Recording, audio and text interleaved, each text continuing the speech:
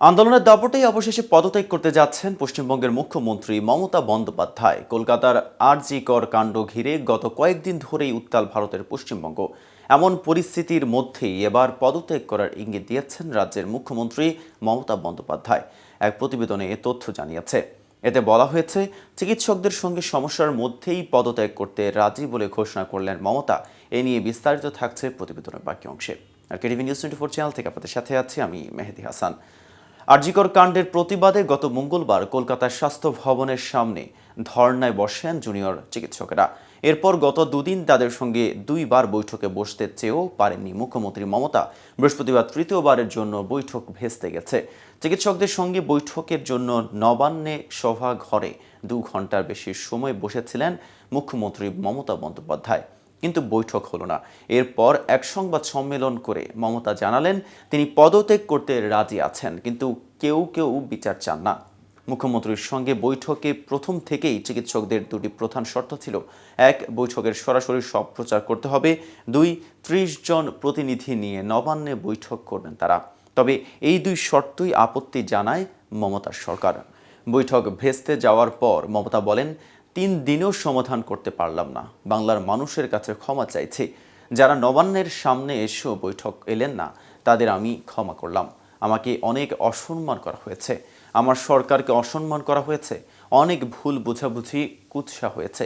সাধারণ মানুষ রং বোঝে না। আমি পদত্যাগ করতে রাজি আছি, কিন্তু ওরা বিচার চায় না, চেয়ার চায়। আশা করি মানুষ সেটা বুঝবেন। অন্যদিকে রাজ্য সরকারের সাথে আন্দোলনরত চিকিৎসকদের মিটিংয়ের লাইভ স্ট্রিম করতে অনুমতি না দেওয়ায় সরকারের সমালোচনা করেন তারা। এ সময় কখনো মমতার পদত্যাগ চাননি বলেও জানান আন্দোলনকারীরা আরও জানান, তারা আর.জি. কর মেডিকেল কলেজ ও হাসপাতালের জুনিয়র চিকিৎসক ধর্ষণের পর হত্যার ঘটনায় কখনো মুখ্যমন্ত্রী মমতার পদত্যাগ চাননি। চিকিৎসকরা বলেন, মমতা বন্দ্যোপাধ্যায় তার মন্তব্যের মাধ্যমে আর.জি. কর ইস্যুতে অচল অবস্থার জন্য চিকিৎসকদের দায়ী করার চেষ্টা করেছেন। কাজেই তাদের দাবি পূরণ না হওয়া পর্যন্ত তারা তাদের কাজ বন্ধ রাখবেন এবং আন্দোলন চালিয়ে যাবেন। আন্দোলনরত একজন চিকিৎসক পিটিআইকে বলেন, মুখ্যমন্ত্রীর মন্তব্য দুর্ভাগ্যজনক। আমরা চেয়েছিলাম আলোচনা হোক, তবে রাজ্য প্রশাসন সভার লাইভ স্ট্রিমিংয়ের অনুমতি না দেওয়ার বিষয়ে অনড় ছিল। আমাদের দাবি ন্যায্য, আমরা সভার স্বচ্ছতার জন্য লাইভ স্ট্রিমিং চেয়েছিলাম। বিক্ষোভকারীদের দাবি অনুযায়ী বৃহস্পতিবার বিকেল 5টায় মুখ্যমন্ত্রী মমতা বন্দ্যোপাধ্যায়ের উপস্থিতিতে আলোচনা হওয়ার কথা ছিল। মুখ্যমন্ত্রী আন্দোলনরত জুনিয়র চিকিৎসকদের সঙ্গে দেখা করতে 2 ঘন্টারও বেশি সময় অপেক্ষা করেন। তবে নির্ধারিত সময়ে বৈঠকটি হয়নি। আন্দোলনরত চিকিৎসকরা চেয়েছিলেন পশ্চিমবঙ্গ সরকারের সঙ্গে তাদের আলোচনাটা সরাসরি সম্প্রচার করা হোক, কিন্তু তাতে রাজি না হওয়ায় বৈঠকটি আর হয়নি। ডাক্তাররা জানান, আমরা কখনোই তার পদত্যাগ চাইনি এবং এটির জন্য চাপ দেওয়ার জন্য এখানে আসিনি। আর.জি. কর হাসপাতালের নারী চিকিৎসকের ধর্ষণ ও হত্যার বিচারের দাবিতে আমরা এখানে এসেছি। আমরা এই সমস্যার সমাধান করতে চেয়েছিলাম। আলোচনা না হওয়ায় আমরা অত্যন্ত অসন্তুষ্ট।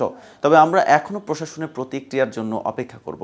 এটা আমাদের লক্ষ্য নয়, আমাদের লক্ষ্য ন্যায় বিচার।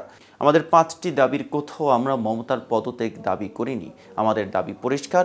আমরা চাই যারা ন্যায় বিচারের পথে প্রতিবন্ধকতা সৃষ্টি করেছে তাদের আইনের আওতায় আনা হোক। 9 আগস্ট আর.জি. কর হাসপাতালে রাতে ডিউটি করার সময় ধর্ষণের পর হত্যাকাণ্ডের শিকার হন 31 বছর বয়সী জুনিয়র ডাক্তার।